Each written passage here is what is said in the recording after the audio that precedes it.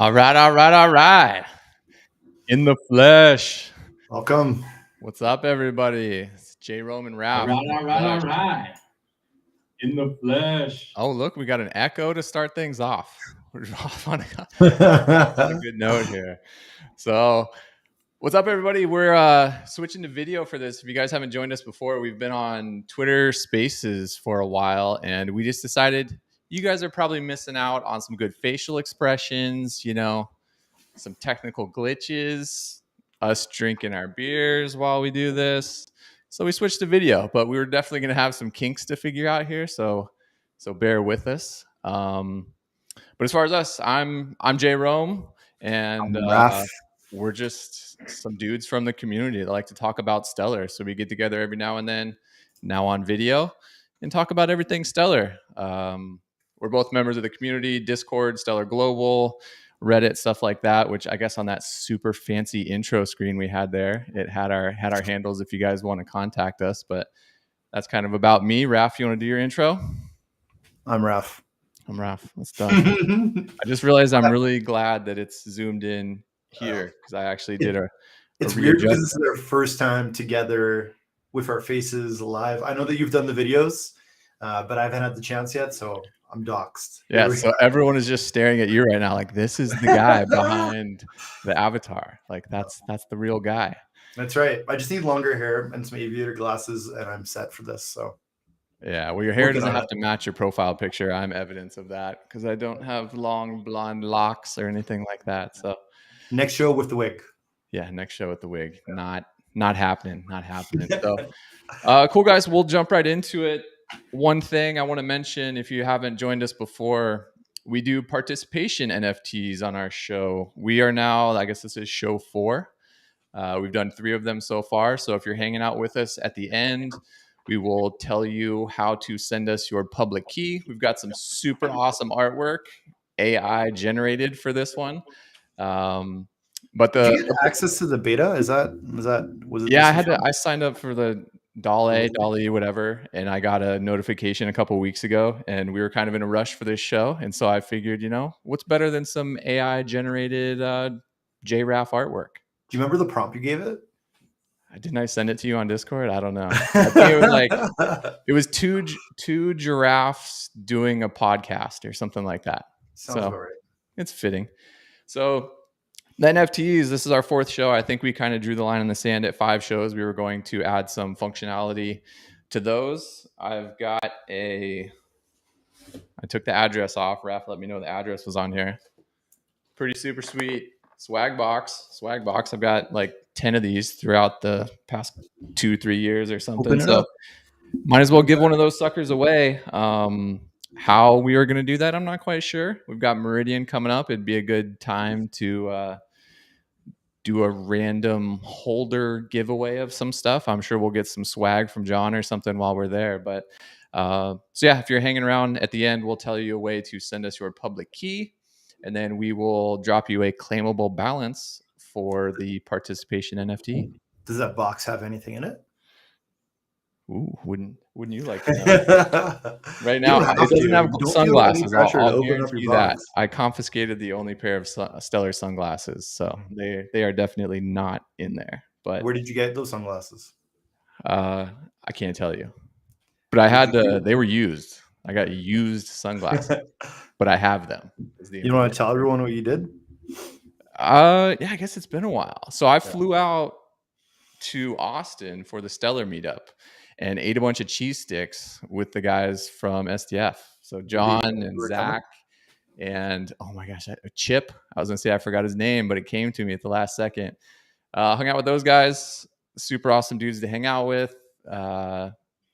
Learned some stuff about Stellar. Got to meet some dudes that are building a cool wallet.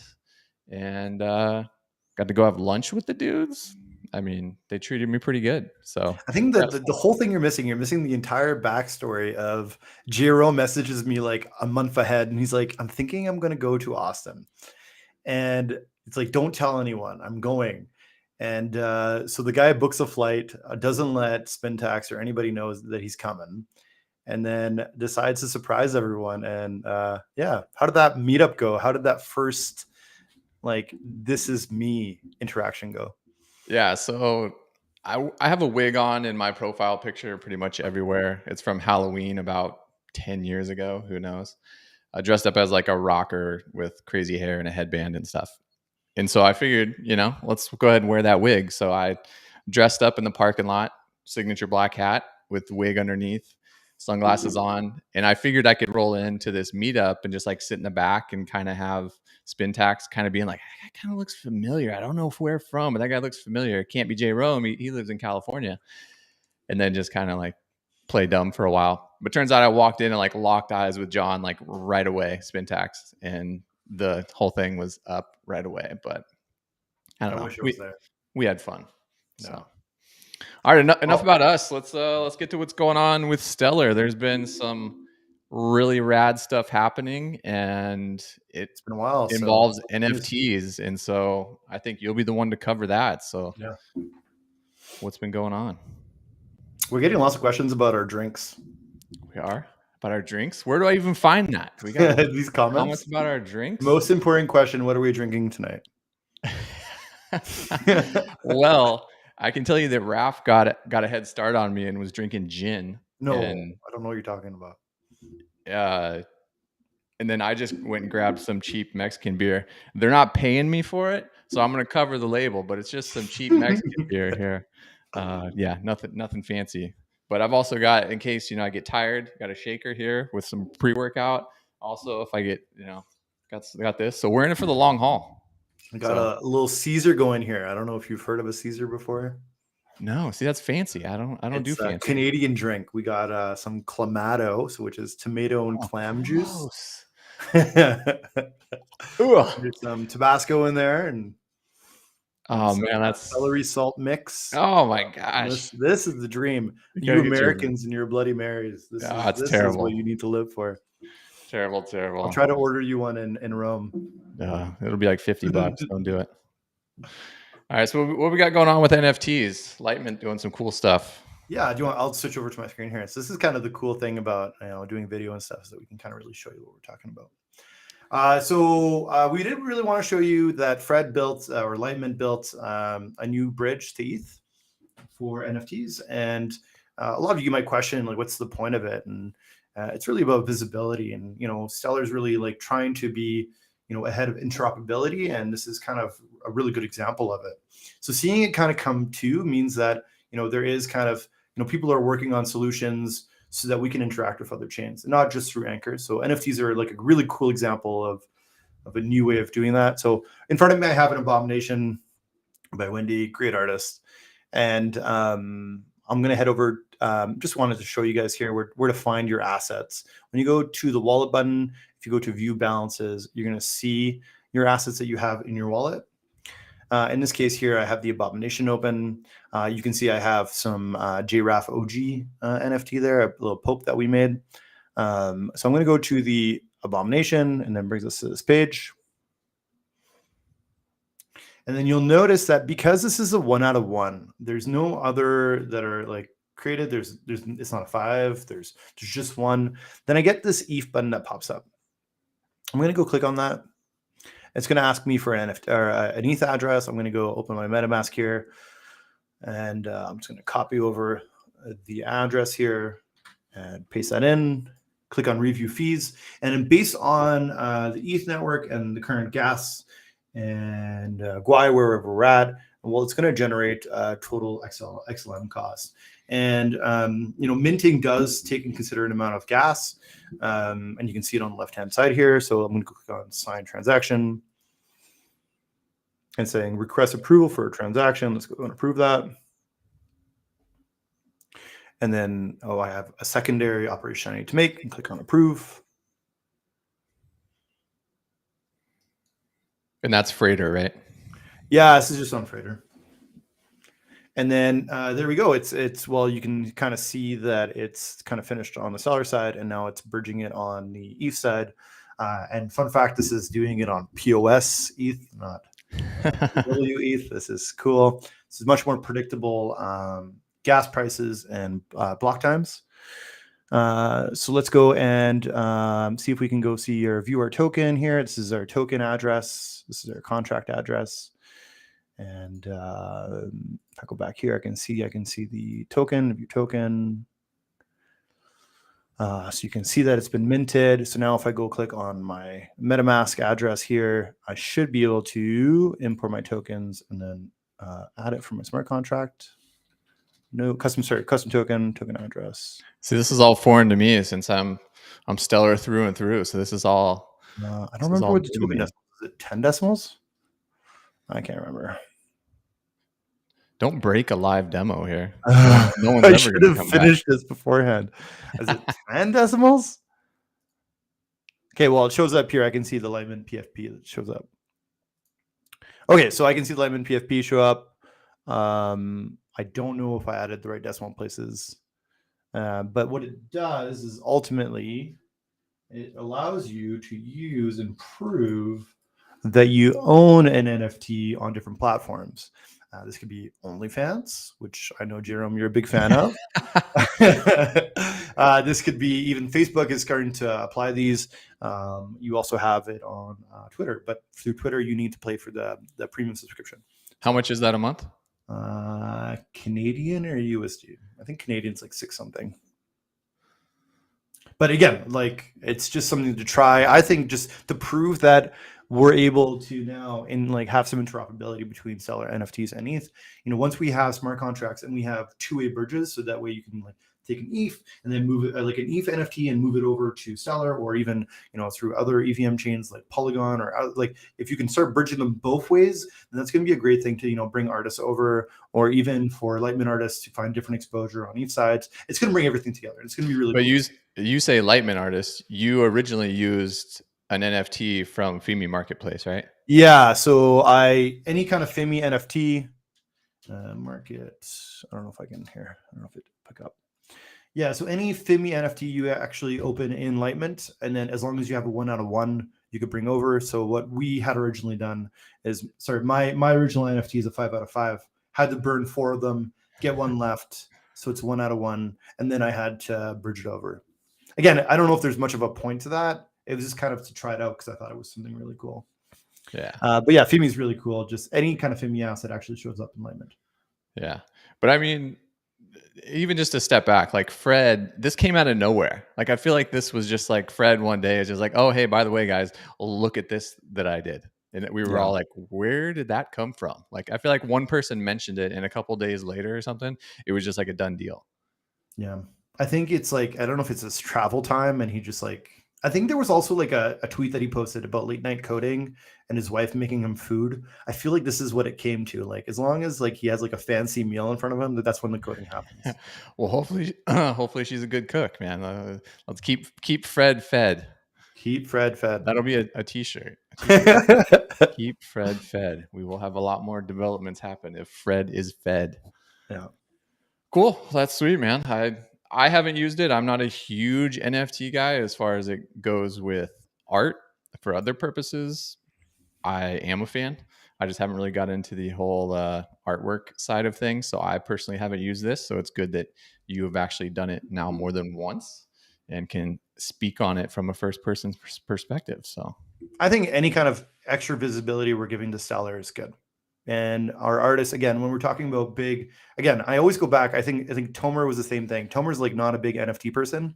And when Leaf Global started their NFT project to kind of highlight local artists' work, that was a game changer. It was cool of seeing, change or, supporting different people through their NFT artwork. And again, I think that bridging and having two-way bridges through Soroban is going to, further this vision. Agree. Hard agree. Cool. Let's jump on into the next thing. Let's see here. I don't want to take too long before we get to the meat and potatoes down there. We got a lot to talk about. It's been so long since we've chatted. So I think the next thing, let me pop my screen in here. There was kind of a cool development that we had from Lumenswap. So Lumenswap is a just like Stellar X, anything, just a way to access these Stellar decks. But they came out with something that was kind of interesting, and it's called Smart Order Routing. So if you go to their AMM tool,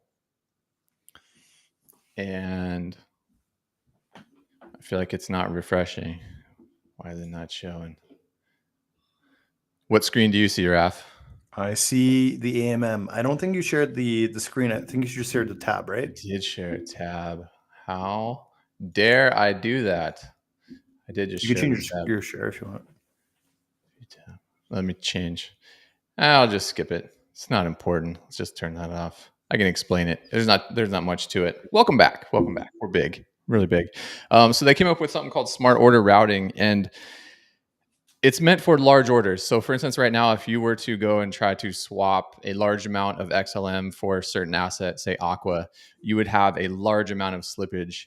And what their Smart Order Routing does is splits up that order so it can go through multiple liquidity pools, order book, whatever it needs to. So I did a test real quick, 100,000 XLM, obviously a test. I wasn't really rolling like that.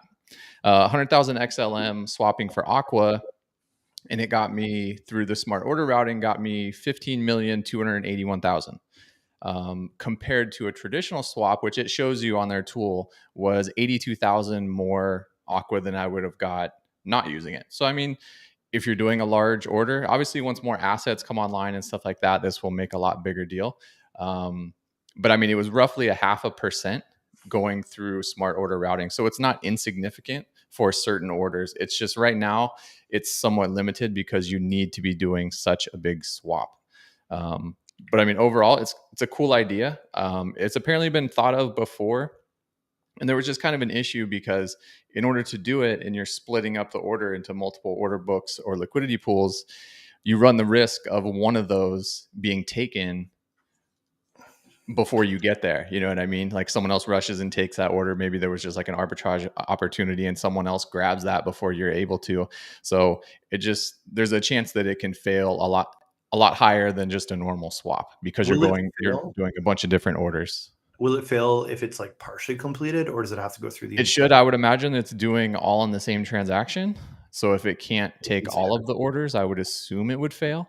It's just your rate of failure will be higher, the more order books it's splitting it up into. So it makes more sense if it fails altogether, right? Like if you're not really losing, risking like part of an order to fail, like you're ultimately you try it. If it doesn't work, it doesn't work.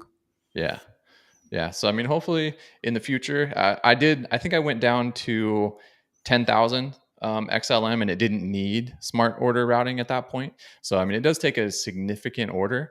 But also, if you're doing a significant order, 0.5%, that's quite a bit. It came out to like 521 XLM out of the 100,000. So, I mean, it's not insignificant, but I just thought it was a cool feature that they came up with. We haven't mentioned them before on the show. Just a cool feature they came up with. So I figured I'd get them a shout out. And on their tool, if it ends up routing through Smart Order Routing, if it's beneficial, it does show you at the bottom, because otherwise it shows you the path that it's going to go through to get you the price. And then if it goes through Smart Order Routing, it says Smart Routing, and then it has like a rainbow button that says best rate that shows up. So you'll know if it's doing that. And say you're doing that and it fails a few times, you'll kind of know why, since it's using the Smart Order Routing. So pretty cool feature, but I don't think it could have existed last year. Due to what? Well, I think pre liquidity pools. Oh yeah. Like even like before YXLM or even the yield assets, like we have brought a lot of people back to the SDAX, whether it is market makers or anybody else. So we have way more liquidity than we did before, and therefore, if we can split between pools that liquidity is split between, then let's use that to our advantage. Absolutely. Cool. That covers that. Just a quick one real quick. And then the next thing I wanted to just make mention of real quick. It's like I said, it's been a while since we've chatted. Justin Rice's newsletter, the Soft Fork Bulletin, his number 3 came out.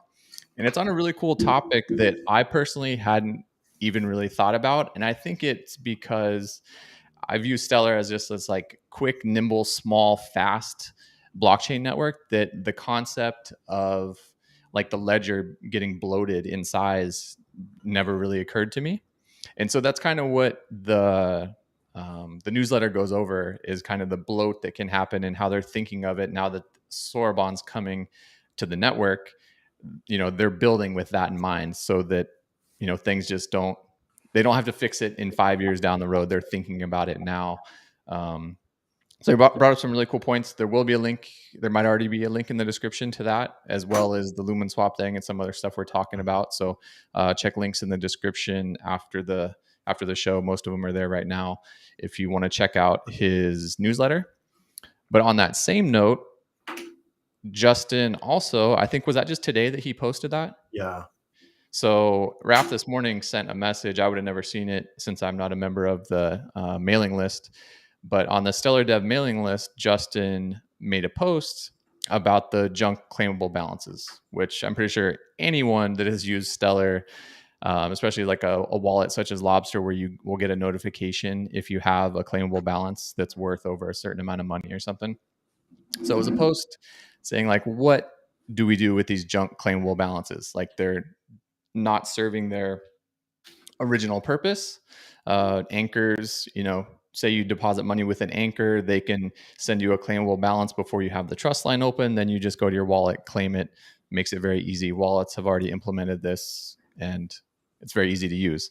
But it's not being used. It's being used by scammers to send around, Trump coin or whatever, and inflate the amount of holders on assets and stuff. So it's causing more harm than good. So on the same note as the bloat on the ledger that he mentioned in his bulletin, claimable balances are doing the same thing.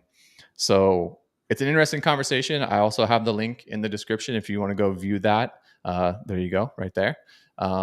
It's an interesting conversation. We've got some wallet creators. Tomer popped in, Justin, which I think Enrique, who is here on the stream, I think he had a comment. But it's interesting. There's a couple different concepts that they had thrown out. I think he originally said, right now, it locks up a half of an XLM, one base reserve, to send a claimable balance. So if I send you a claimable balance, I lock up a half an XLM until you claim that or I claim it back. And his proposal was to make that 100 base reserve. So it would then cost 50 XLM per claimable balance. And I think he was just throwing stuff out there. He did this previously with the minimum fee, the fee conversation that we had. So that was his idea. Someone else. I think there was also there's some comments even in the Discord today. So for example, people were worried that it might ruin their business models if those claimable balances were too expensive. And it was even suggested that a lot of these claimable balances could switch to something else or a different system through Soroban. So through smart contracts, we wouldn't necessarily need to have claimable balances because you could be sending tokens to a smart contract address to kind of deal with. Yeah. So I mean, there were a couple other ones, switching to smart contracts. I mean, obviously Ultrastellar with Aquarius, they use claimable balances for how they run ICE. But one mention was to add a flag on your account whether you accept claimable balances or not, just like as a whole, just like on or off. If it's off, you try to send a claimable balance, it will just fail. So that's kind of interesting. Someone else said, Justin said raising the base reserve to 100. Having another suggestion was having the reserve go into the fee pool if the balance is denied. So maybe there would be a new deny claimable balance operation. And if you do that half XLM that the sender had reserved, they don't get it back. So it's like a half XLM penalty that would then accumulate in the fee pool. Interesting way to do it. And then someone also mentioned, which it seems like I think Lee brought it up maybe, that the reserve would go to the account that denies it if it got denied, which is even different. Yeah. So Lee's comment, they get to keep the sponsored reserve. So, it's a lot of different ideas. Some are, I think I can see merit in all of them, actually. I mean, really the end goal is to make it, the only reason spammers are on the network is because it's so cheap. Like the memo spam that used to be a bigger thing before wallets started hiding microtransactions was a thing because it was so cheap. All wallets would show a transaction even if it was one Stroop. So, one Stroop plus a, 100 Stroop transaction fee, and you can send, millions of these things for super cheap. claimable balances are the exact same thing. So make it more expensive for the spammers, and I think it'll go away. So it's an interesting conversation, so the same type stuff that goes on in the developers Discord, just to kind of see how, the minds are churning. It's an interesting conversation. So I don't even mind just the idea of adding like a switch, like a flag on an account on a wallet where you can just say, I don't want to get any claimable balances. I only want to be able to, create a trust line myself. And then like if you're sending me something, I'm just not going to get it. I like that idea too. It's tough though, because then I think someone mentioned it, what's the default? Do accounts get defaulted to off? Because then if you're not a tech person and wallets don't implement this, say there's a new service or a new anchor, you go somewhere and you need some of the local currency, and then all of a sudden they go to send the claimable balance and you can't accept it. If the default's off, that might happen to a non-tech person. So either way, there's going to have to be wallets that work with this, the same way they work with it now. It's going to change a lot for artists too. It's funny because when we had when there was the JPEG DAO, they would send pictures to everyone, and then you'd have to claim them, the ones that you wanted. So I don't know how it's going to work for artists in the future. Sending like mass sending out NFTs. Are they just going to send them like in ETH, where you're just getting it in your address whether you like it or not? We'll have to see. Yeah, but it's a cool conversation. Links in the description. Go check it out. Cool. You want to talk about xBull Vault here? Yeah. So we have Enrique actually in the comment section right now, but I had talked to him briefly about maybe having him as a guest. We were just not organized enough to actually make that happen. But on my screen right now, I actually have the xBull wallet. And I kind of wanted to go through it. I think xBull doesn't get enough love. It is a full feature wallet, probably one of the most full feature wallets. I got a shout out from Jake Urban. So, I mean, you're doing something right. Yeah. So in front of us, we have the xBull wallet through Firefox. And then we're going to see on the side here, we have the wallet tab. One of my favorite things about the xBull wallet is you can actually switch between, different sub wallets that actually use it's like you're changing your BIP essentially, right? So here we have two different addresses that are working within, and I can switch between. So let's say I connect my ledger. I'm not going to do that live on stream, but if I connect my ledger, it's actually going to import all of my addresses that have been created. So I can actually have all my addresses at once. If I'm doing that through Stellar X, I actually have to import my address, log out, and then reconnect my ledger with the BIP path that I want, or BIP address, or BIP path that I want. In xBull, I don't need to do that. It actually imports all of them at the same time, so I can quickly switch between all of them. And then the cool thing is that on xBull, when you're connected on your ledger, when you import your ledger accounts, you don't actually have to keep your ledger connected. So you can actually just disconnect your ledger, do something else, and then build the transaction, build what you want to do, and then once you're ready, then you connect your ledger and do the transaction that you want to see. So the workflow for sending and receiving is way easier on xBull than it is on Stellar X. Stellar X, way more full feature when it comes to dealing with the SDEX, putting in your order books, putting in your orders in the order book. But when it comes to having something that's just easy to use, xBull definitely takes the kick on this one. So here again, I have my wallet, I have my transactions, I have a swap button here. Again, I can do simple swaps on it. Easy switches to slippage, which is something that's a little bit more hidden away in different wallets. This is probably one of the feature that I kind of wanted to highlight. So this is the xBull Vault, and it allows you to earn interest, or it allows you to have an APY for putting in a certain amount of assets inside of a pool or inside of a vault. So just to show you what that looks like, I'm going to click on confirm here. I'm going to accept it. And put in my pre-put in password, and then I have a list of pools here.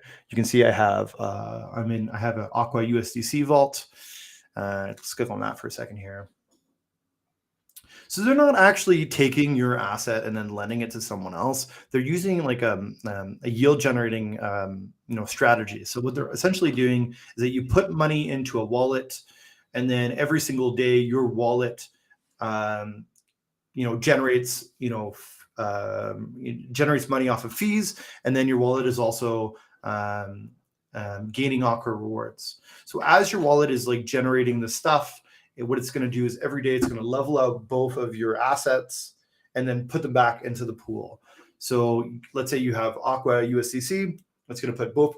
It's going to, let's say you're going to have those Aqua rewards. It's going to sell those Aqua rewards, put them back into the assets that you need for the Aqua Vault, and then level it off. So you have kind of a compounding effect.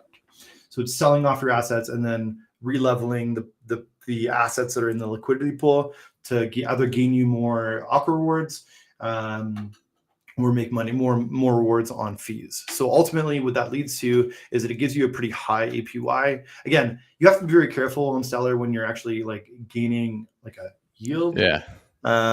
It is a very high APY, but then again, you're also dealing with very volatile assets. So right now it's, because we're leveling off back to Aqua, if Aqua is tanking in price, well, yes, you're generating more Aqua in the long term, but how does that how does that, relate to value? So right now there's like a 48% APY.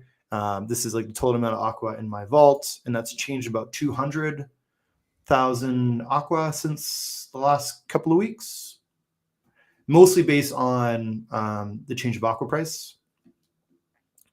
But yeah, so every single day it sells off your assets and then relevels to the 2. Kind of looks like this. So I don't know if I can even swap here. I think I have some Aqua in. Yeah. Okay. So let's go and put some in the pool here. So let's do ETH USDC farm, which is at 159 APY. Now, you have to consider that APY will change if it's ever not voted in the reward zone. Yeah. So again, because that happened recently with the Y Aqua from Dirk, right? Mm-hmm. And you and then the other thing is that can just fall out and just not generate anything, right? So I consider it as something to play with right now. I think when Soroban comes out, it's going to create all these different tools. People are going to be making stuff like this that anybody can use. But yeah, so let's go check it out. So I'm going to go into ETH USDC. I'm going to go and create a vault. Vaults require a deposit of 50 XLM. That's to cover the transaction fees as it auto levels back into itself every day. I'm going to go and sign this. 50 XLM. That's a lot of transaction fees. Yeah, I'm not sure. I can't remember if it pays back itself. I can't remember. I saw a blurb saying it would be returned to you minus the amount. Yeah. Okay, so it says I don't have any ETH, so let's go and swap some XLM. Okay, let's send half of my XLM here to ETH. Oh, sorry.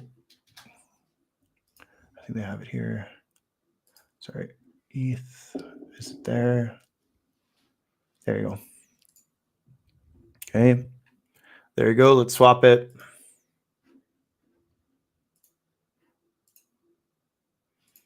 Look at this live action we got here, man. It's top notch. I just hope everything works. I know, right? There you go. Operation completed. Okay, so let's go back into that pool there. Let's go to ETH USDC farm, and let's go deposit our max ETH, and then confirm, accept, sign it back again. It's important to note, I think the vaults are created with multisig with both the xBull and yourself. So you're not the only one who has access. And yeah, it's just, everything here is, you do have to trust someone until Soroban is here. There is always going to be a level of trust necessary. Because it's doing the actions on your behalf to re-level and everything, what you're saying, right? There's some more technical stuff there. I think doing transactions kind of go over on your behalf is why it needs to add itself as a signer. So I deposited the ETH into this vault, and you can see it here, and it's going to auto level between those two positions, which is USDC and ETH, which is so 50-50 between, as I'm putting into the liquidity pool, and it does that for me. It takes 24 hours to generate the APY. But yeah, 169% APY. I mean, that's not bad. Yeah. Do you have to log in to be able to see, say that 169 drops down all the way to like 10 and you want to bail out, or it goes, to 0 or something like that, like what happened with the Dirk deal, the Dirk thing. did you get any sort of alert at a threshold where you're not earning much, or? There's no notifications yet. Also, if it gets out of the reward zone, like I think he does have a lot more features coming. He talked about having, because right now you have the strategies are built based on, a pair of assets, but he's talked before about like changing the strategies completely based on like, you can like have a vault for multiple different liquidity pools. So you can do like, 4 or 5 of them at the same time. And then it would, just to make sure, or even if they, what depends what goes into the reward zone. So if things are dropping out of a reward zone, it would automatically kind of reallocate itself. He's talked about that. He's talked about, different, instead of, I don't know. He's talked about, he's got a lot of stuff cool coming for the vaults. It's just a really cool thing. And I can see when I look at the vaults, I get a bigger idea of what Soroban's going to bring to Stellar. We hope. Yeah. And again, there's lots of other stuff in this wallet. This is a really full-featured wallet. He's got these built-in anchor integrations. I think it's through Step 24. So here, for example, I have I clicked on the Anchor Ultra Seller. I get all the different assets here that I can withdraw. And all I need to do is, I don't think I have any of these assets, unfortunately. I have to create trust line, I think. Here, one sec. And then you say how much you want to do, 10 YCC, withdraw. Yeah, sorry, I don't have any. But you can directly interact the anchor built into the wallet. So easy interactions with these. Lobster does this, when you get that little pop-up window in Lobster where you can withdraw your ETH to an ETH wallet. This is the same thing. Gotcha. So yeah, I played around with it a little bit on my laptop earlier, but I haven't dug around too much inside there. I lose track of so many wallets and accounts and stuff. I don't know. Yeah. He's got airdrops, so you can deal with airdrops then and there. Oh, you got some sovereign gold bonds, dude. That's the next winner. Oh man. Yeah, you can just trash it from there. Same with you can import your XDR. So for example, let's say you want to do this on dealing with the awkward word zones. If you want to vote with this, you can just build your transaction and then just import your XDR and sign it, and then submit the signed transaction from the wallet. Super easy. And then if you want to do it, like if you want to, build an interaction through Wallet Connect, it does have Wallet Connect built right into the app. So again, I don't think XBull gets enough attention for what it does, and it's just bringing feature after feature after feature. So good job, Enrique, and we're excited to see what else you bring. Yeah, and it's a browser extension though, right? Yeah, so it's a browser extension. Right now, it's actually in little separated pop-up. But it is, I think, on Chrome, on Firefox, and then there's Chrome, Firefox, then Android only, right? And then Android devices. If you want to side load it on, like super the old days. Cool. Yeah, good overview there. I hadn't messed with it that much, so interesting. Now I'll be a step ahead when I finally dig in there. Yeah. Let's see what do we got next. We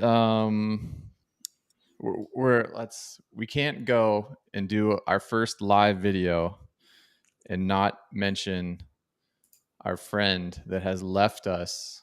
Oh man. That used to he would probably be doing a video right now at the same time because he was the king of videos. Sam Connor. Or that's not his real name. We have been lied. That is not Sam's real name, which we became aware of. But yeah, so Sam, the Stellar Global leader, has moved on. I shouldn't say moved on. He's in a different pasture, but he still has a view of Stellar Global from his new pasture. But he has gone to Circle. I don't know what his actual job title is. I should have grabbed that before we mentioned it. What's that? Community manager, I think. I think he's in charge of the community. Oh, it's way higher than that. Come on now. He's like core extra community executive director chairman, something like that. It's something higher up than that. So yeah, that's Sam, the position he deserves. Sam's still around, and you think it's good, man. We got a man on the inside. I got to be honest, at the start, I was like, this is where Sam's going to spend a majority of his time. You said that he's actually working under ex-SDF employee, right? Yeah. So Sandra Persing he appears to be on like her team, and she's an ex-SDF person. So We could speculate all you want. Maybe Circle is getting ready to do something big with Stellar, and they wanted to grab the man himself to kind of be there by her side or something. Who knows? But well deserved for him. But yeah, he is working with someone that also has a lot of Stellar knowledge. We got a couple of comments in the comment section saying that he's community and ecosystem director. There you go, director. Yeah. Number one in our hearts, though. And we didn't have time, but I told you I wanted the signature explosion noise to play while we mentioned Sam, but we didn't have enough time, and we don't know what we're doing here anyways. We have no idea. But yeah. So Sam's still around. Yeah, you said you were worried at first. I mean, he's still been around, not as much. He talks about other projects, which, tear. How dare he? From my eye. How dare he mention something else in Stellar? I know. How dare him? Yeah, I just feel like I was cheated on a little bit. I was a little bummed, not gonna lie. The first time I saw a tweet in my Twitter feed, I don't use Twitter a ton. I'm more of a consumer. I don't really participate as much. I more just go there for information. But man, I load up the Twitter feed and it's it used to be Sam Stellar, Sam Stellar, Sam Stellar. And now it's kind of like Sam Circle, Sam Circle, Sam Circle. And it's just it breaks my heart a little bit. Cheated on is what this is, right? It hurts right there, right in the middle, or off to the side a little bit, wherever it's at. But when he announced, it was kind of okay, well, what does it mean for Stellar? One of the Stellar's biggest advocates is going to another team. Yeah. And I think we saw kind of a sneak, especially in the last 2 weeks here, we kind of sneak peek of, how can Sam bring more value to Stellar on the Circle side than even on the Stellar side.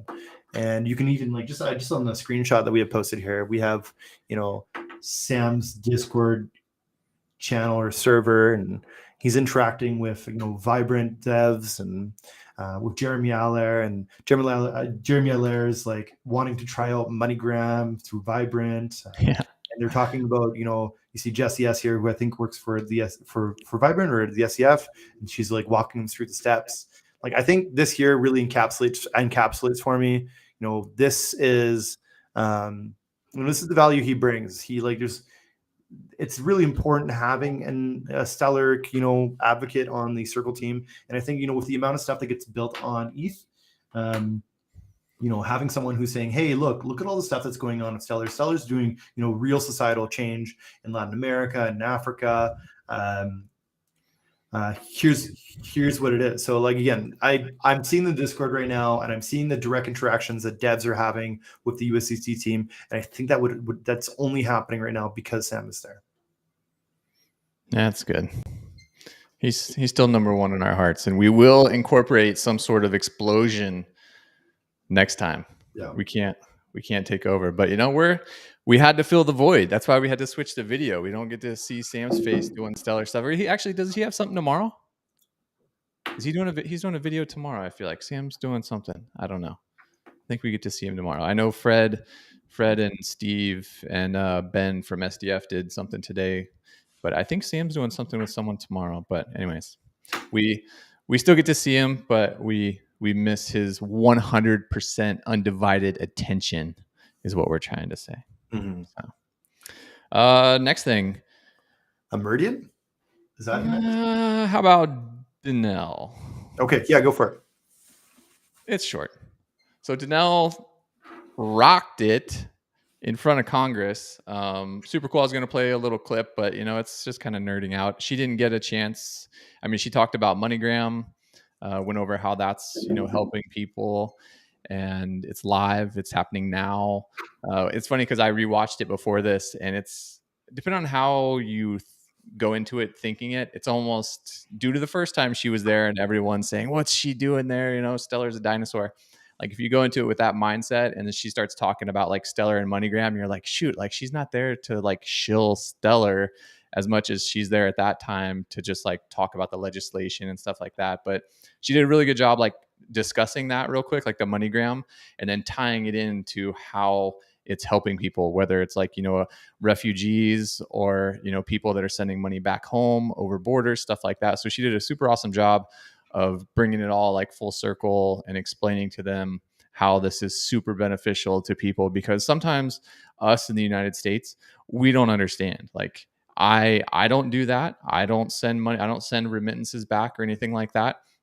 So we don't sometimes understand the need that there is out there for something like that, and it's helping them. So it's super awesome. So as you're bringing up now, she also jumped in the other day and did kind of like a mini, I wouldn't say mini. She was there a while. She left, came back. She hadn't got enough, came back for round two in the Stellar Global Discord. So if anyone's listening, not on the Stellar Global Discord, that's kind of one of the best, most active communities in the Stellar community right now. So definitely go join there. And so she popped in there, probably with help of our buddy John Spintax, and answered a ton of questions. I mean, we were made aware that she was coming, and so I made a kind of like full page document of a bunch of questions and tried to throw them in at a steady pace there. But she answered a lot of stuff. Some stuff, obviously, in typical SDF fashion, which we don't fault them for. They don't, they're not going to. There's no hype. There's no anything. If they can't share anything, they just say, I can't share anything. There's no like ending a sentence with a ... or something just to like get you thinking or anything like that. So I had a couple things that I asked her that I had some highlights of. I asked her something about MoneyGram, because recently MoneyGram did an interview with someone else. I forget the name of the podcast. I wish I remembered. And whoa, look at that. Hey, we're back big. And the guy from MoneyGram had a few nuggets of information. Like after they launched, they had over 100 wallets approach them for integration, which is awesome. That'd be rad. Obviously, they don't have to be Stellar at that point. They can still on-ramp. But then she also added in that over 60 countries had done MoneyGram cash outs. I thought that was cool. Good little metric to have. A while back, there was a blog post when she had been at SDF for 3 years, the 3 is a magic number blog post. I asked her about that because at the bottom of that blog post, we've all been waiting for the big initiative that she couldn't mention yet. And that was quite a few months ago. So I asked her about it, and she said, things get delayed for reasons that are not our own. And I am still super excited about it, but it's going to have to wait. So we're not there yet. Another big one, which people in the community have been asking about for good reason for a long time. They've done 2 investments in Abra, and recently Abra announced they were basically becoming a bank. And so I kind of asked her a question, what's going on there? Is there anything new that you can share with that? And she said, and I quote, I think their move to be a bank is good for the industry. Would I love for them to do more on Stellar? Of course, I think they will. Importantly, any return we get on that investment goes back into the enterprise fund and does not go to SDF. So I want them to be extremely successful so we can keep adding more to that enterprise fund. But I would also like to see them do more with Stellar. Keep pushing them. We do. So there you go. So that was interesting. That's the first we've heard them make any mention of what's been going on with Abra. And there was a little bit before that. You can see how it's saying that you can buy and sell USD on Stellar in the Abra marketplace. That's good. I don't think that's what any of us were really looking forward to when they did that investment. But that's at least good to see some movement there. The next question I asked her, or not the next one, but another one that was kind of interesting, was in regards to when she thinks we may have clarity on what is and isn't a security. She had just got done talking to Congress in DC. And so I thought it was a good time. She has a good feel. She was there with Candace Kelly and stuff. So I figured it was a good time to ask about that. And she said, I think we are coming to a point with the CFTC legislation and the constant focus there that it will happen maybe end of next year. Don't expect it soon. Everyone's head is in the right place. We just need to work together to get there. We will as an industry. It will just take time. So that was her answer, which is, after being in DC and around those people, talking to those people, the side conversations she has, I think that's a good person to get some insight on what might actually be reasonable time frame for stuff like that. I thought that was a little long personally. I know these things take time, but it seems like the ball's moving pretty quick. Things move slow in DC. I get that, but it seems like it's going at a pace. And I guess I forget that we're almost in October of this year. So end of next year is technically, just like a 1 year away. But I wasn't expecting end of next year. But she also had a comment about the Australian and Canadian stablecoins. She told me to come to Meridian and I can hear from them myself. And you and I both will be at Meridian. So maybe we will just do that. The people that are doing the Canadian stablecoins are at Meridian. Yeah. No. And then obviously Novati with the Australian stablecoin, they're there also. So who does it? Novati. Yeah, Novati's there as well. Yeah. Yeah. And then one of the last things, there was an investment that they announced recently of $10 million, but the company wasn't announced because they were going through a name change. And I asked her about that. And that was me, someone. And she said, we were working with them to make the announcement when they're ready. Hang tight, come to Meridian, and maybe you will find out. So there's a lot of come to Meridian, you will find out, or you can talk to them. So good thing we're going to be there. We were talking earlier, we may do our 5th episode live from Meridian, or maybe do like a nightly recap of the events at Meridian. So I don't know, be interesting, but super cool for her to come by and do that AMA. I mean, she didn't have to do that. And she actually answered a lot more stuff. That there were some topics that the people that asked them, I didn't think she would actually reply to them, and she did. So kudos to her. Thank you. I didn't think that they were going to have too many announcements at Meridian this year. I thought it was going to be. I guess I've just been around Stellar for so long. It's like an announcement. It's like, I think I mentioned before, it's like, no, it'll just be a random, Wednesday, and all of a sudden you're like, whoa, where did that come from? Like, that wasn't even on my radar. But I mean, that's just how they work, which is why, yeah. It's kind of a good segue too. Like in the last couple of weeks, we've seen a lot more people pop up as speakers. Some of them that we have no idea what the relationship with Stellar is. So we're going to have to see what they're bringing to the table and what they're doing. Some of them, it's evident that they're scholars. It's not just about what's happening on Stellar that, happens at Meridian. There's a lot more of like what's going on in the whole ecosystem. But there are people that we suspect have something to do, and yet we don't know what the relationship is yet. Yeah. And it's nonstop, man. The schedule at Meridian, we're going to have to find, I don't know. It's nonstop. Like we'll divide and conquer whatever we have to do, but it's pretty much nonstop from morning till afternoon, evening time of. Nothing is recorded, or streamed. I don't know if it's recorded is the right word, but nothing's going to be live streamed. So we're going to be your inside man at Meridian. Right. That's right. So let's go over the Meridian speakers. Do you have those pulled up? You want to pull those up? We can make some notes on all the people we're excited to hear from. Yeah. So here's the kind of, we're going to have the Meridian. First of all, I'm super stoked to go. It's gonna be weird meeting you guys in person. This isn't close enough. Can I reach over? I can almost reach over. You're just right there. I don't think you saw my face until this week. Have you? Is this the first time? I don't know. Yeah. So I think we're getting closer, guy. I just it's weird. Like we've got to we're renting a place together. We're bringing our significant others. It's just gonna be interesting. Meeting everyone and doing things with everyone. Something more personable. Yes, it's cool being online, but making that real life connection is meaningful. So I'm super stoked. There's, like you said, there's a ton of sessions going on. Yeah. I don't know, and there's more and more being added. We're seeing new stuff even today. So yeah, so let's go through our Meridian list here. Adam Yarnode. Man, I'm going to butcher half these names here. Yarnold.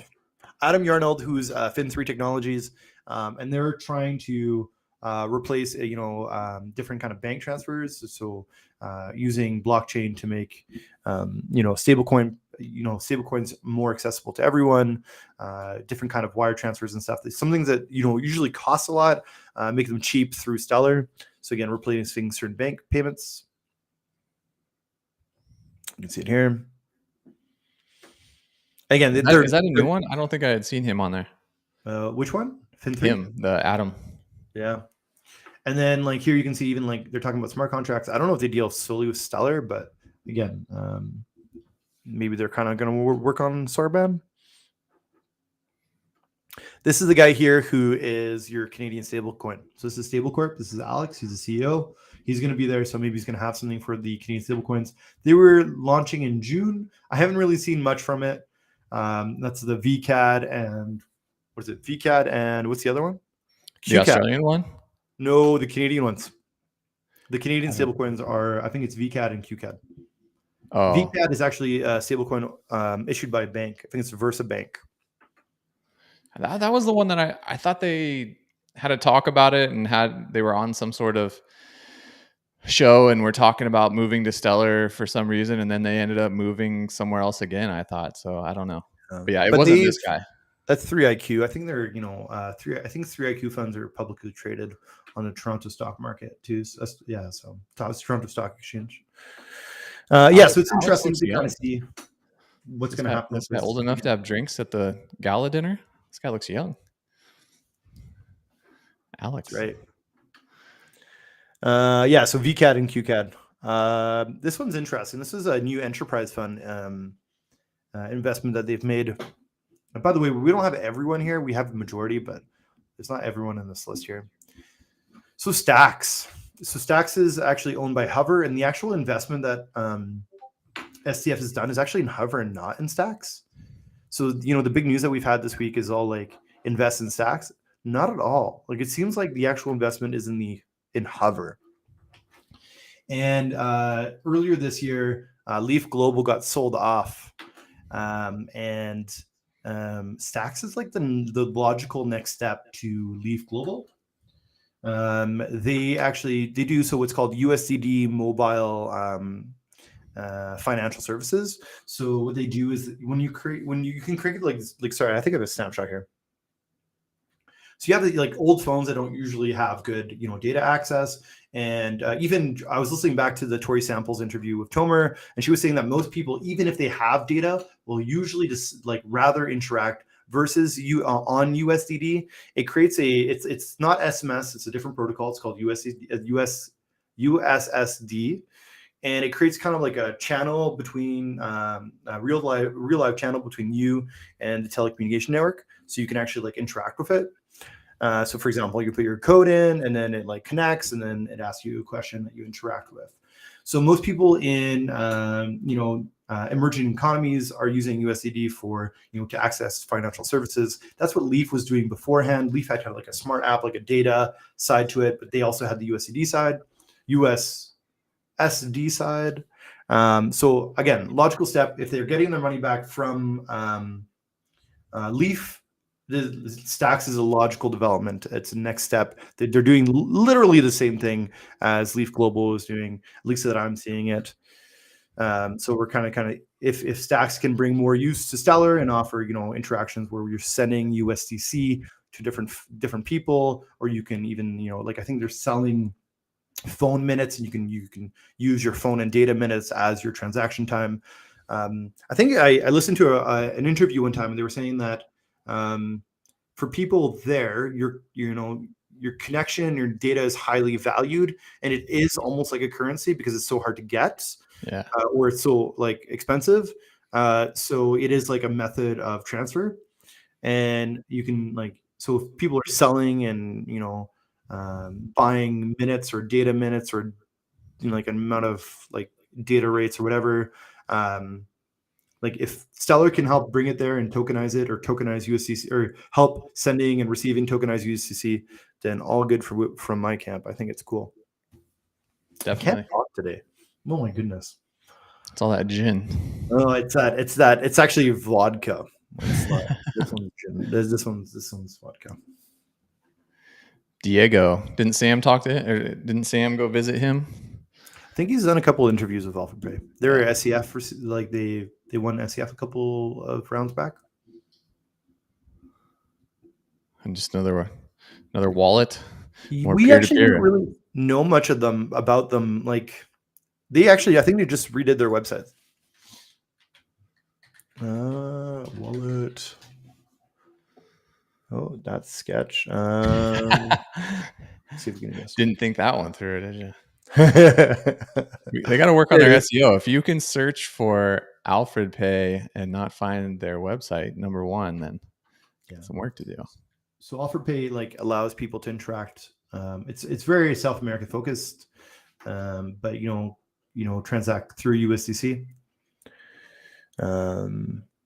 Instant settlement and liquid, of course. But yeah, it's like access instead of having inflationary assets, like people can use USDC in their local economies. One of many. I feel like we have a lot of different wallets doing that, but the more the merrier, I guess. Just need users. And like I think OfferPay is really building an easy to use solution. They do have a lot of competition in the space, so we'll see what they do. Fireblocks. So Fireblocks is I think it's more of a custodial solution. It allows you also to like mint and burn different assets, really deal with your token supply as an issuer. But I think it's mostly as a custodial solution. I don't really know exactly what they're going to present there, but they do support Stellar. They have supported Stellar for a while. For example, you can see that they support interactions with Bitso. And Bitso, I think they like transacted like billions of dollars on the Stellar network in the last year, which is awesome. And then you can see here, so multi-blockchain. And then they've also like I said, they support Stellar, ETH, and Polygon. I feel like some of these speakers I didn't even see. Like this next guy, who's I'll just say the guy from Rehive, because there's no way I'm getting that first name right. Helgart. I guess it's not that bad. Helgart. I don't even remember seeing him. That guy doesn't look familiar, but Rehive's been Stellar news for the last couple of months. They've done some stuff. I think they did some partnerships with Wire. Oh, really? They offer a quick white label service for making your own Stellar or your fintech apps. So you can quickly make a fintech app, and then the back end is built on Stellar. Huh. Yeah. Now I've got it pulled up. There's so many speakers. Like I'm looking at the actual Meridian site right now. Yeah. There's an insane amount of speakers. I mean, there's a lot of SDF people that are also listed there, but there's definitely a lot. This guy, Cheesecake Labs. That's a cool business name. Yeah. But they're like, they have nothing to do with Stellar right now, at least not that we know of. They are a design business. They're UX. Oh. Yeah, they just design stuff. Again, I don't really understand what the relationship with Stellar is right now, but that might change. I like how Lisa Nestor's coming back as a speaker, a former host of Meridian herself. Now she is a speaker. Got her. Enrique was saying that they're. I think he's talking about. The comment came in right in between your Alfred Pay and I think the he's other talking one. about Alfred Pay. Remittance business between US and RD. What does RD stand for?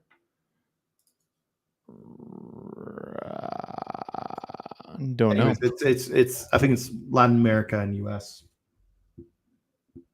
GKM says Cheesecake has developers too. Yeah, I don't really know what their developers are doing though. Like if you look up is it Cheesecake? Here, I have it here. Cheesecake. Do we want? I have it later on. Let's go back to it. I think you've got a ton of people here. Yeah, guy Marcus from Script 3. Now he's a speaker. He had told me he was going a while back, but now he actually has a panel with Tomer. Mm-hmm. Was it Tomer? So if you look at the screen here, we have Cheesecake Labs, and Cheesecake Lab is really just UX design. Again, I don't know what they're doing. I don't know if we know everything. I'd love to meet them. They make cool stuff. And they have a really cool name. Yeah, Cheesecake Labs. It's like Stellar has Stroop waffles hanging around. You think they have little like cheesecake bites hanging around their office? They better. Or cake pops. Cake pops are cool, man. Settle Network, more on stable coins. And that's the people that do the ARST. I think it's the Argentinian pesos. Is that right? They actually also run two businesses, these sub brands that I didn't know about. Ping, which is like an equivalent to Bitwage. It's like foreign workers requesting money from their employers through blockchain. I didn't know about that. I'm just looking up their website, and that's what they had. It looks pretty nifty. And they also have Litemint, which is interacting with different exchanges or different DeFi infrastructure. Didn't know about that one either. So maybe we'll hear about it at Meridian. We'll be there. You did the deep dive, man. GKM says, yeah, Vibrant uses ARST. Yeah. One of the couple of supported assets that's officially supported with Vibrant is ARST through Settle.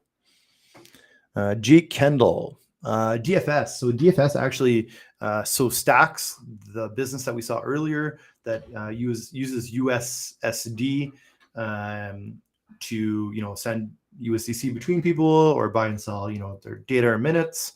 They actually went through DFS Labs, and we've actually had a couple of SCF Stellar Community Fund people go through DFS. They're really kind of an incubator helping new upcoming businesses build with good technology, and they actually partnered with MoneyGram recently to offer some tech sessions. So yeah, cool. Is that Techstars? Yeah, I think it was DFS and Techstars. Techstars? I don't know. I think I'm just making shit up. DFS, MoneyGram. If you say it with enough enthusiasm, people will believe you. So you can't question yourself. You have to say it like it's a fact. See, this is totally unrelated, but this sounds really bad. I just Googled DFS and MoneyGram, and it said DFS sues MoneyGram for this, but they're totally. Oh my gosh, the wrong DFS. Yeah, you did that off to the side. That was good. You did. Yeah, I think you're talking tech. I think I'm thinking Techstars, but yeah, DFS is I see it as an incubator. Yeah. Sorry. What about the Deputy Minister of Digital Transformation? Oh, he's coming up. He's coming up. Sorry, I'm jumping ahead. There's a lot of them. Like again, I'm not going to go through all of the scholars. There's a guy, I think it's Ronaldo. There's one of them from Brazil that I'm super interested to hear about. He's a technology lawyer. Can't remember his name. But yeah, so Jason Ma, who's Axelar Network. Axelar offers, cross chain infrastructure. So again, we haven't heard anything about the bridge grants. Axelar and I think it's Allbridge. We haven't seen that. We haven't heard before. They showed up on the Meridian website. Yep. Yeah. So again, Axelar seems like a bridge solution.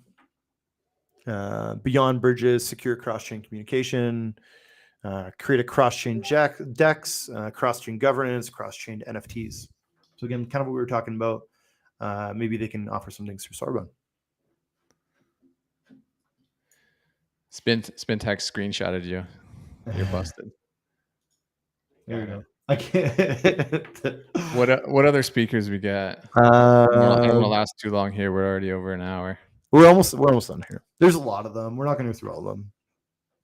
Bitwage, I think it has really good synergy with the MoneyGram news. So ultimately, an employee can receive, a cryptocurrency or receive their payment through cryptocurrency, even if they're a foreign worker. So Bitwage enables, payment of USDC. So if you're working on a contract somewhere else outside of the country, you can receive USDC. Super cool.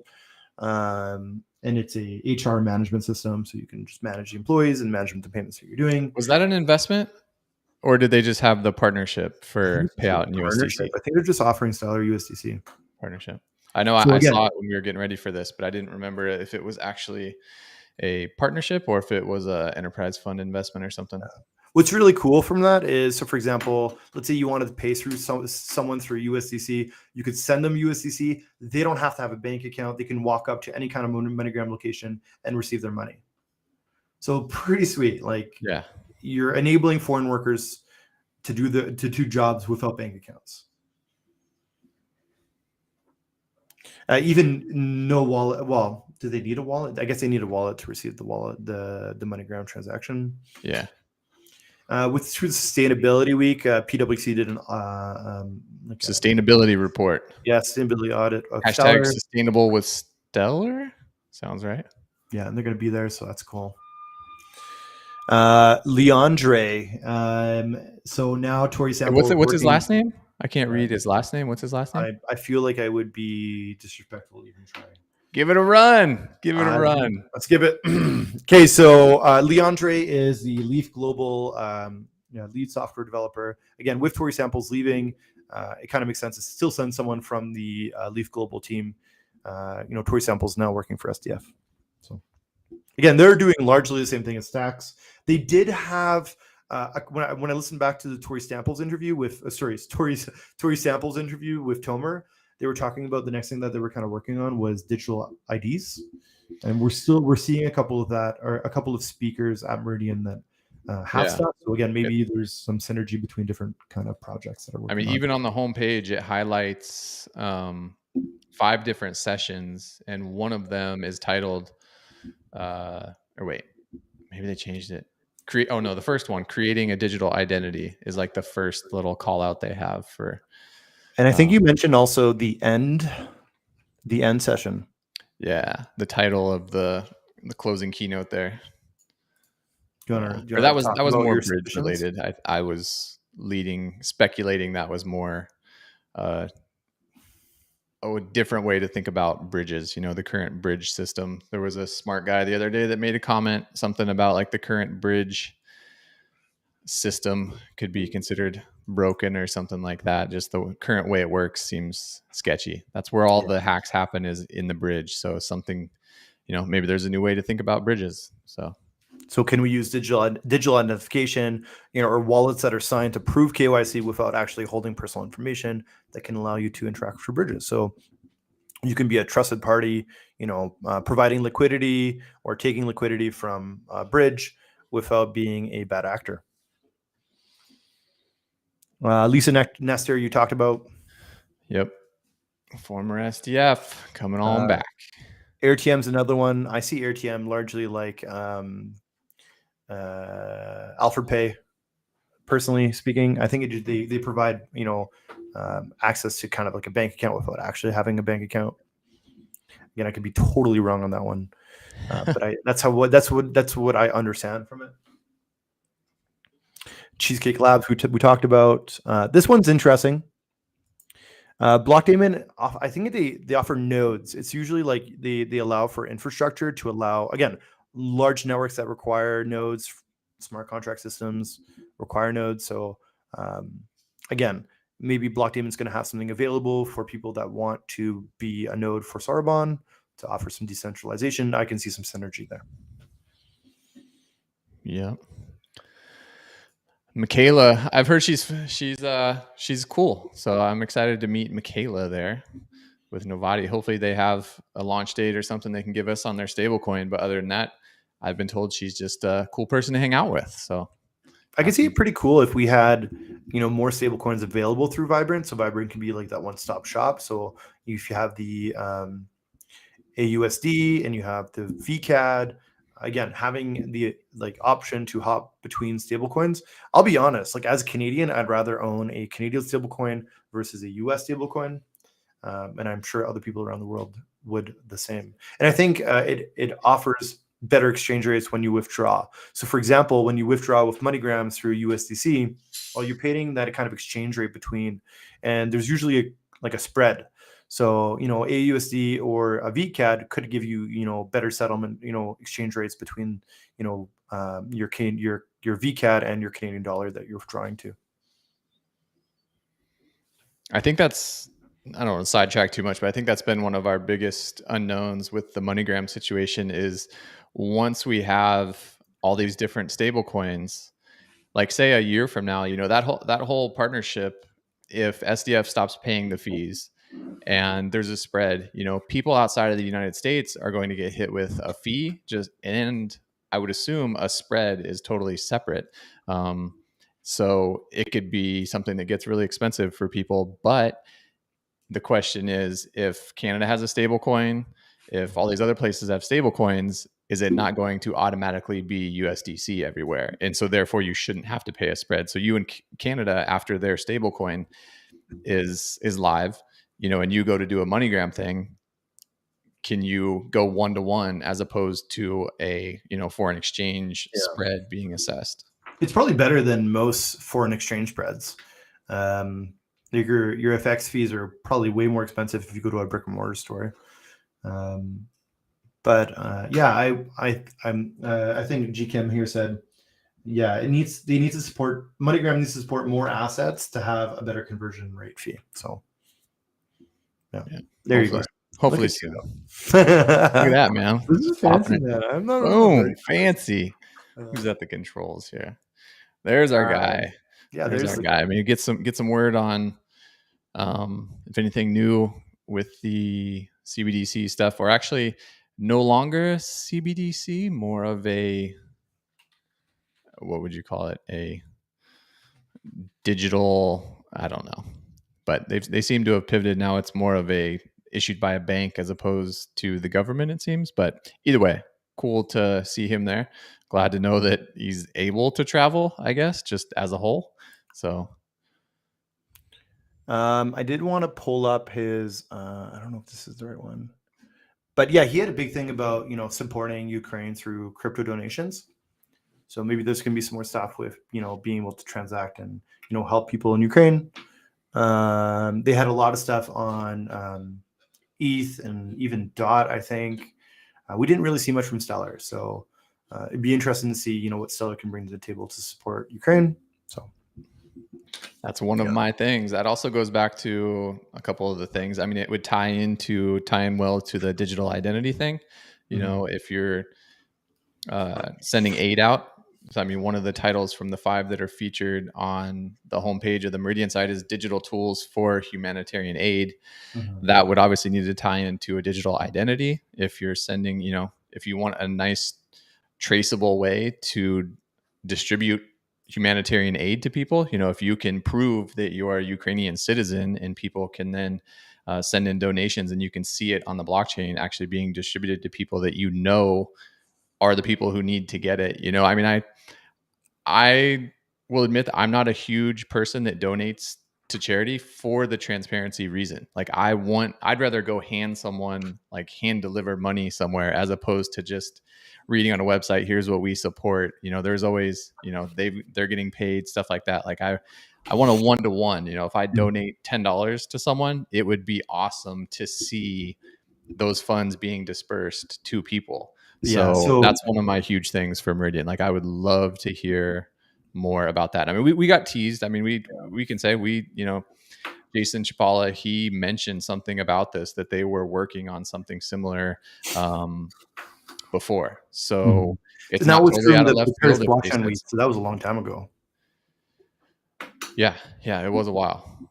But I mean, that's been my speculation, is that the thing that Denelle mentioned on her three's a magic number post that she said she couldn't talk about yet, ties into that, which it seems like there's a lot of stuff at Meridian that could also tie into that. So like you said, there's a lot of people out there now in a variety of different countries that don't have bank accounts.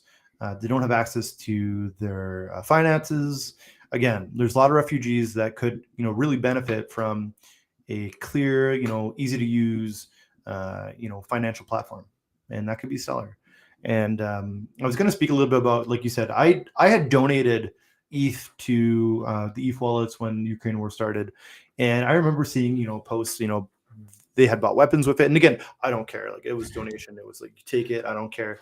But we had a Ukrainian boy, come to our school this last couple of weeks, and I coach a soccer team, and I bought him a pair of cleats. And for me, that was way more powerful, having something in hand than transferring money to a government. And I hope that, whatever solution that they have, I hope that I can see the impact that I have on others. So, yeah. And I mean, a while back, we talked to Mark Hanan from SDF when he did also on Stellar Global. He came and did like an AMA. And I think it was you may have asked him, or someone asked him about, what's the future look like for something like Vibrant? Like, once we have all these people that can onboard and get USDC, like, is the hope that they can then go in and pay for stuff, directly from that wallet? And I'm almost 99% sure that his response was absolutely. Yeah, it was. So, I mean, yeah, there's definitely a ton of potential there. He even pushed it a little farther. He said, it's a logical next step is, what if everyone is interacting through USDC? Vibrant's, MoneyGram onboard is the first next step. But once everyone's onboarded, you have local economies that are, dealing fully through blockchain, through stable currencies. The US dollar would love that. Yeah. But you look at Sri Lanka, within one government to the next, economic uncertainty, high inflation. We're in the first time in history where we have the ability to create stable economies when there's no government, and anybody can do it. So currency is, we both agree on the price of something, and people can do that without government. So it's cool that we have these financial tools available. And I think Vibrant is the secret sauce personally. I think that the moment that a network takes out fees and then the understanding of how the back end of that wallet works, Beans is a really good example of this. Then that's how you get mass adoption. And people don't care, like, again, in the long term, no coiners don't care what network they're going to use. They're going to want instant settlement, and for currencies that are relevant to them. That's all they care about. They want proof of their worth, and they want to be able to send it and they want to receive it. Whatever network is not going to make a difference. Okay, if you're interoperable and you can work on DeFi solutions on ETH, cool, sweet. But no coiners aren't there yet. And the first step to logical mass adoption is just offering a solution that is easy to use. And there's so much civil unrest and financial unrest. There's we've talked about it before, about there is millions of people around the world. There's whole countries that have no food over the winter. There's nothing stable about this here, and having a stable currency that they can depend on is something that Stellar can offer. If I was Sam, I would do the explosion sound right there. I mean, just truth bomb. We'll have to do it. We'll just have to learn how to do it with our mouths, like beatboxers. We'll just do our own sound effects or something. I what I hate? I hate it when MoneyGram has glitches and people can't cash out. I hate hearing when they have like something goes wrong. Because if it was smooth, oh my goodness. Like, again, I don't want to blame it on something else. There's always going to be another reason. Yeah. But man, like when there's like a glitch and somebody like go to a Walmart and MoneyGram, Walmart doesn't support it, just breaks my heart, because I see this big financial tool that is just being fragmented.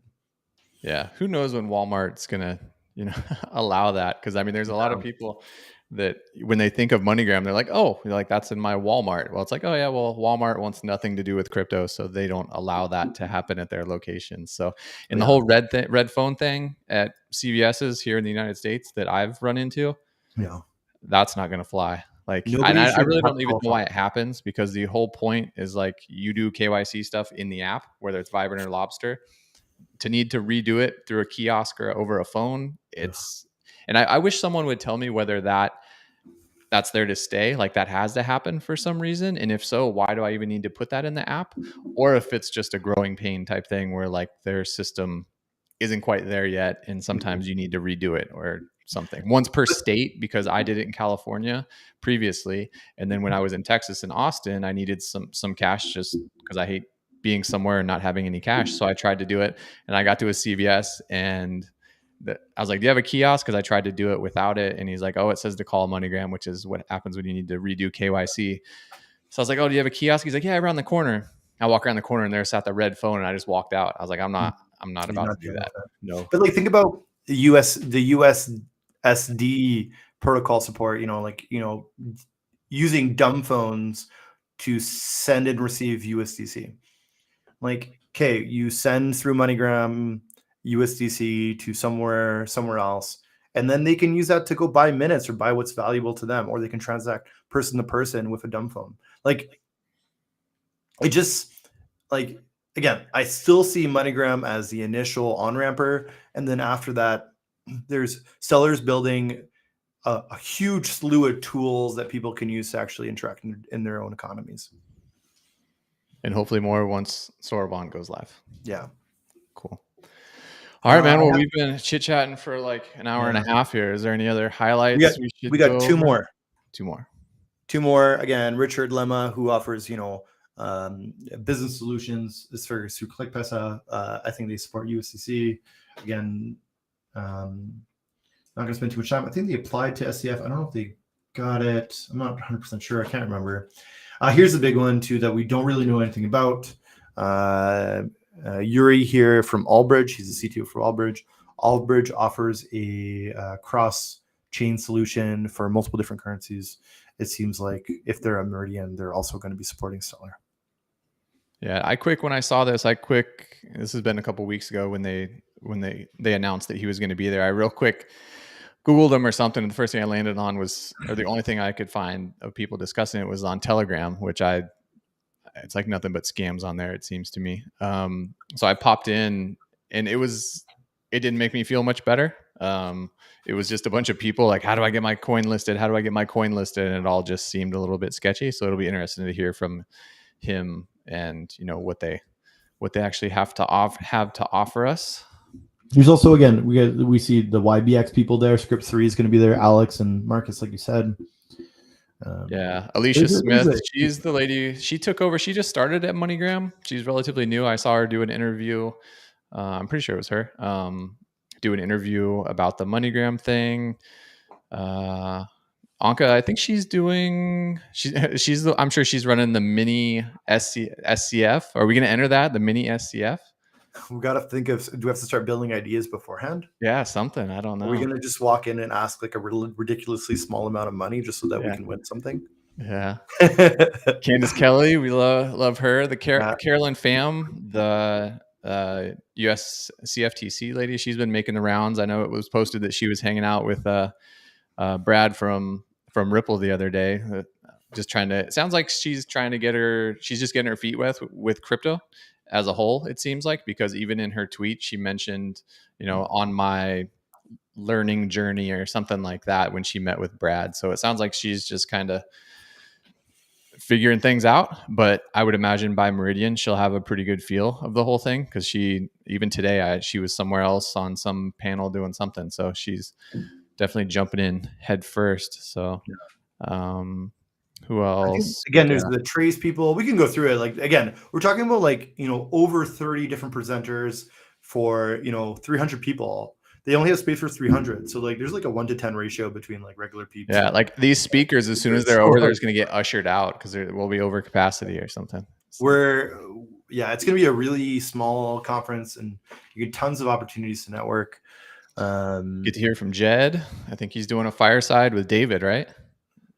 Yeah, I have to go through the list again. Yeah, they keep adding speakers. They'll pop up on here and then you have to search through the agenda to figure out where they're talking at. Oh, one that we didn't mention, Flex ID. That was one. Yeah. And that's they actually were funded through Algorand before. And now they're at the Stellar Meridian. So I don't know what's going on with that. Again, it's more people working on digital identification platforms. Yeah, there definitely seems to be a theme definitely going on. They have like screenshots of like, you know, provable like academic records. Again, lots of cool stuff. Cool. But again, how is that useful? And then how is that useful on Stellar? Yeah, the 5 topics that they have highlighted on the homepage are creating a digital identity, enabling the future of work, digital tools for humanitarian aid, emerging stronger from crypto winter, and can something be trusted and trustless? So yeah, the digital identity is called out. I mean, right there, the humanitarian aid thing is called out right there, which could easily, those two things could tie together. The enabling the future of work, I'm not totally sure where they're going with that. Same thing with emerging stronger from crypto winter. So it'll be interesting, but you and I both will be there, like we said, so we can do a nightly recap if we have the service for it, or if we have too many cocktails at cocktail hour, or what we do. So who knows? Yeah, I'm excited. I'm really stoked, and I'm stoked too. I just don't want to sit in economy all the way across that big ocean. I'm gonna need to bring a foam pass roller. Out for a couple hours. That's the trick. Something, man. I'll have to go take a early morning yoga class or something to unroll myself. You can do that by yourself. Yeah, we're staying. Won't you stretch me? We're staying in the same vacation rental. I'm not flexible anymore, man. Give me a good stretch in the morning, something like that. So, but yeah, cool. I think that covers everything and more. We went a long time. I got a softball game I need to get to here. Are we doing? We're doing our Pope, right? Yeah. So, how do you want to do it? Twitter DMs. I don't think people want to put their public keys in the YouTube comments, so we'll skip that. So, Tyler, if you're watching this, get us access to Pope sauce. Popple sauce. Apple sauce. Yeah, I don't know. So we do a proof of attendance token for people that are here. Jayrome showed you guys the box with our goodies. We have a lot more goodies. Maybe some more stuff from Meridian this year. So next show we're going to be. We said the 5th show, right? So we're going to get some out next show. We will figure out some sort of functionality for the tokens. I don't know whether it'll be if you magically have all 5, you can qualify for a lot cooler prize, I guess we'll call it. Then if you just have 1, you can get, some stickers or something like that. But we'll figure it out before the next show. We'll brainstorm on that and figure it out. But yeah, if you want to, as soon as we end this in just a second, I'll put back up the screen that has both of our Twitter handles on it and Discord also. So if you're still hanging around right now, you can send us a public key. Make sure it's funded. Don't go to the lab and generate a new account. We won't be able to drop you a claimable balance for it if it's not a funded account. But yeah, you can send us your public key to my Twitter, his Twitter, my Discord, his Discord. However you can get a hold of us, shoot us a public key. And sometime in the next few days, you will get the most rad artwork you have ever seen. Hard work. Yeah, it was a long time. But we're not. I like how Amir has already sent me his public key. He is not messing around at all. He got real mad. He almost missed out on the show number 3 NFT. He was real upset. What did you ask him? You said once you get your aqua? Yeah. I'm behind on some aqua from a MoonPay transaction. So I told him I was holding it hostage till then, but I handed it over. So but we are Litemint verified. So all you have to do is open up Litemint, and then in your account here, if you go to I think it's under manage orders here, you'll get a claim notifications here for if you go I'll go back here, click on your user, click on your manage orders, and then you'll get your airdrop of your NFT as a claimable balance. So you can just claim it and go. Yeah. Litemint's the easiest way to do it, but if you don't use Litemint, there's other ways you can go about claiming it, but it comes across as one Stroop, so don't accidentally, burn it or something through some converting claimable balances to aqua or something, and it's worth nothing and it just burns it or something. So keep an eye out for it. I'm missing some popes. I don't even have number 2. I swear I was there. Oh man, I burn them as soon as I got to talk to you. Burn them. I burned as soon as we give them out, and they're all given out. No, I have no more public keys. I burn the rest. These are very limited edition. I don't want people to see that there's, an account out there that holds 10 of these things. We're not trying to rug anybody with these NFTs, so serious business. So yeah, shoot one of us your public key. And I don't know a date for our next one, but we will definitely announce that on Twitter somewhere. I would imagine most people viewing right now are from Discord that already are familiar with us. But yeah, give us a follow, subscribe to this channel. This is going to be, I think, where we do shows from now on. It's also where I do some educational type stellar stuff. Got some more stuff planned there. I've been kind of busy, haven't done that in a while, but yeah, I'm getting a bunch of public keys, so that's awesome. I will drop you your sweet artwork soon, and we will let you know next time we got some news for a show. Definitely before, no later than Meridian. I would think we have plenty of time for a show, maybe 2 before Meridian, but anticipate some news for Meridian. So, what was that? We'll see if there's any changes for Meridian, if there's new speakers and stuff, but we'll see. Yeah. I expect a quiet before the storm. Makes sense. Typical stellar fashion. We got to make ourselves busy. Chatter. Cool, guys. Well, appreciate everyone jumping on. Feel free to share this with your friends. Anyone else that would like to get some knowledge here. But yeah, thanks for dropping by, and we will see you again on the next show. See you later. Cue outro music that we don't have yet. Yeah. Thanks, guys. See you later.